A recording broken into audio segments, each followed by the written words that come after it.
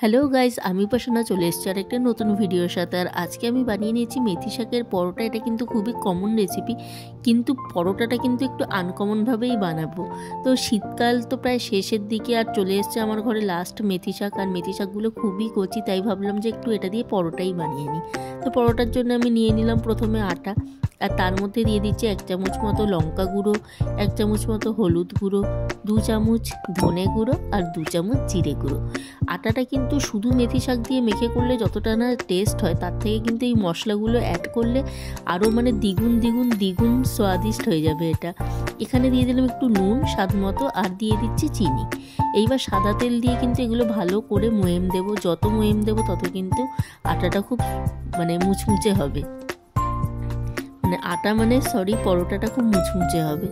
তো চলো, আমি ময়েমটা দিয়েই দিচ্ছি এখানে ভালো করে।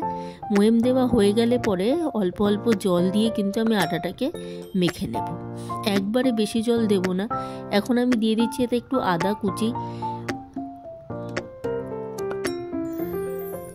কুচি দিয়ে আমি আটাটাকে ভালো করে মাখিয়ে নিলাম। এরপরে দিচ্ছি একটুখানি লঙ্কা কুচি, আর তার সঙ্গে দিচ্ছি কাসুরি মেথি।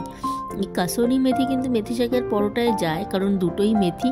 তো কাসুরি মেথিটা দিলে গন্ধটাও ভালো হয়, তাই জন্য আমি একটু দিয়ে দিলাম কাসুরি মেথি। এবার অল্প অল্প করে জল দিয়ে কিন্তু আমি আটাটাকে ভালো করে মেখে নেব। একবারে কিন্তু বেশি জল এখানে আমি অ্যাড করছি না, কারণ বেশি জল দিলে কিন্তু বেশি নরম হয়ে যাবে আটাটা। এবার মেথি শাকটা দিয়ে দিলাম। মেথি শাক দেওয়ার পরে আমি দেখবো যে কতটা জল লাগবে, সেই বুঝে কিন্তু আমি জল দেবো, কারণ মেথি শাক থেকেও একটু জল ছাড়বে।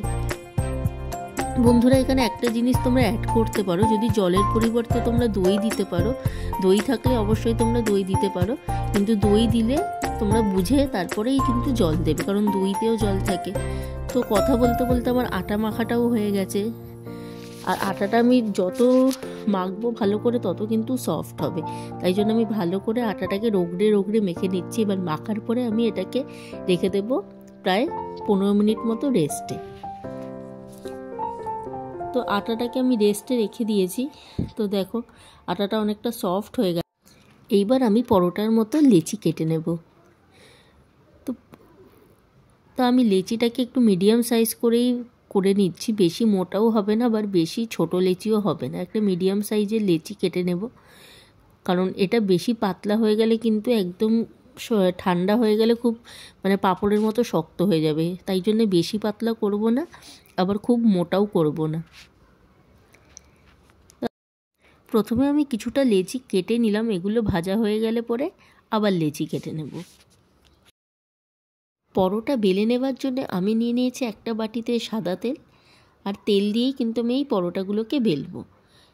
তেল দিয়ে বেলার একটাই কারণ হলো যে একদমই যদি একটু নরম মাখা হয়ে যায় তাহলে কিন্তু চাকিতে লেগে যায় না। খুব সুন্দরভাবেই দেখো পরোটাটা বেলাও হয়ে যাচ্ছে আর উঠেও যাচ্ছে। তো মোটামুটি আমি গোল করে পরোটাটা বেলে নিয়েছি। তো এইবার আমি চাটু গরম বসিয়ে দিয়েছি, তাতেই কিন্তু পরোটাগুলো আগে সেঁকে নেব। মিডিয়াম আঁচে সেঁকে নেওয়ার পরেই কিন্তু এগুলোকে এপিট ওপিট একটু তেল দিয়ে ভেজে নেব। তো ভালো করে আমি একটুখানি সেঁকে নিচ্ছি পরোটাগুলোকে। পরোটার মাঝখান আর ধারগুলো কিন্তু একটু মোটা হয়, যেহেতু ধারগুলো একটু মোটা হয়, ধারগুলোকে ভালো করে চেপে চেপে সেঁকে নিয়েছিলাম। তারপরে কিন্তু এতে দিয়ে দিলাম একটু সাদা তেল দিয়ে কিন্তু পরোটার গায়ে মাখিয়ে দিচ্ছি। কম তেলেই পরোটাগুলোকে আমি ভাজার চেষ্টা করছি। পরোটাগুলো একটু লাল লাল ভাজা হয়ে গেলে এপিট ওপিট একটু ভালো করে ভেজে নিতে হবে, একটু চেপে চেপে। আর ভালো করে ভাজা হয়ে গেলেই কিন্তু হয়ে যাবে মেথির পরোটা তৈরি। তো দেখো, পরোটাগুলোকে কিন্তু আমি উল্টে পাল্টে ভালো করে ভেজে নিচ্ছি। ধারগুলোকে কিন্তু বেশি একটু চেপে চেপে ভেজে নিচ্ছি, কারণ ধারগুলো একটু মোটা থাকে। মোটামুটি দেখো পরোটাটা কিন্তু আমার ভাজা হয়ে গেছে। আর এর মধ্যে এখন গরম পরোটার মধ্যে দিয়ে দেব মাখন। আর মাখনটা একটু গলে গেলেই কিন্তু এটা ভালো করে মাখিয়ে নেব। গরম গরম পরোটা কিন্তু মাখন দিয়ে খুব ভালো লাগে, আর সাথে একটু আচার হলে তো আর কোনো কথাই নেই। তোমাদের সাথে গল্প করতে করতে মেথির পরোটা তো রেডি হয়ে গেল। আর তোমরাও কিন্তু অবশ্যই এই রেসিপিটা এইভাবেই বাড়িতে ট্রাই করো, আর ট্রাই করে আমাকে জানিও যে কেমন লাগলো। আর ভালো লাগলে কিন্তু অবশ্যই লাইক শেয়ার সাবস্ক্রাইব করে দিও, আর ফলো বাটনটা ক্লিক করে দিও। তো চলো, বাই বাই। আবার আরেকটা নতুন রেসিপি নিয়ে তোমাদের সঙ্গে হাজির হব।